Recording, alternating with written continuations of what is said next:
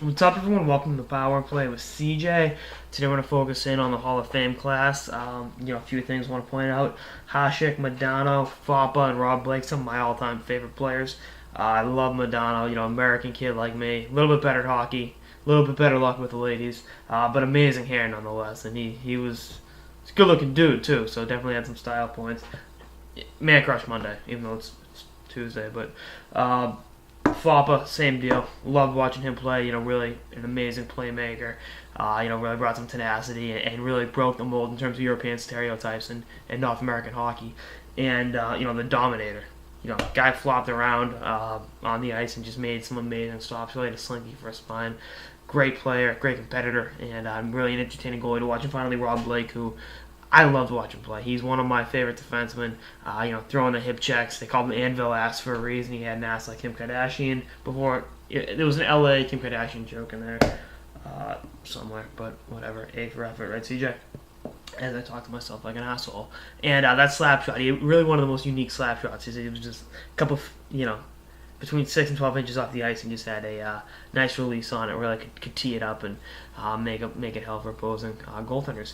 The players all belong there. That's not an issue. I tweeted the piece on a different Rant Sports.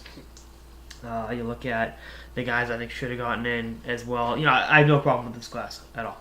Everyone here deserves to be there and deserves to be there in the time that they're getting there. I said Housley, Theo Fleury, Eric Lindros, who's the other? That's really how good they are. I'm forgetting who they are. Dave Vanderchuk and Jeremy Roenick. So that's those five. I think they should be there, but I hope they all get in eventually. Having said that, there's one big name here that should have gotten in sooner, and that's Pat Burns. He should have gotten in a long time ago, preferably while he was still alive. And sort of takes kind of a somber tone because he was really a great man and an amazing hockey coach. That was just, it was taken from us far too soon. And, McCrary, definitely belongs in there. One of the greatest officials of all time. That's not an issue. We'll talk about him in a second, too. But Pat Burns is a focal point of this whole piece. I mean, I can't, I think it's a shame on the Hall of Fame voters when you knew Burns was terminally ill with cancer. They didn't do him that. Not that it would have brought him back or changed anything in the grand scheme of things. That's just reality of the situation. But to have given him that honor to enjoy in his last days on Earth, would have been I think the right thing to do. And the fact that they waited 4 years after he died to do it is even more despicable. The timing wasn't right. Well, you know what? The timing's never wrong to do the right thing. And, shame on the voters for allowing this to happen.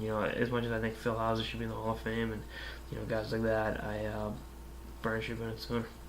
It's just some of the way around it. It's despicable. It's one of those things that, it really it makes me upset, that it took this long. Not that it changed anything, but you can't give a good man like Pat Burns the dignity he deserves in a game that he gave so much to, in a game that gave him so much. That's not right. That's not what hockey's about. And hopefully, it's not going to bring Pat back at all. But it's good to keep him in your memory, and obviously.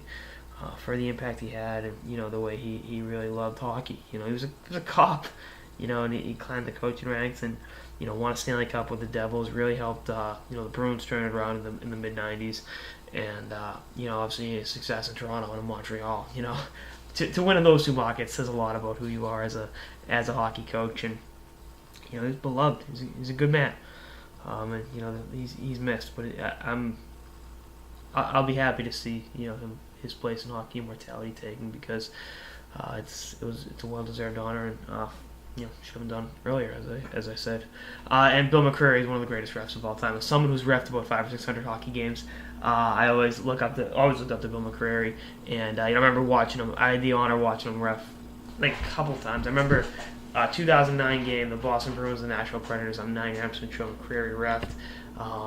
That's I'm trying to think a couple other games, but I thought he was really the gold standard for officials in the NHL, and I think he's what all refs should be measured against, because he was as good as there was, at any level, and to see him up there, I think is definitely deserving honor, and that's that. Just gonna pull it up here. Yeah, I think it's up there somewhere. Whatever. Anyway, that's on this episode of the Power Play with CJ on the 2014 Hall of Fame class. Stay tuned for episodes throughout the playoffs and beyond. Later, guys.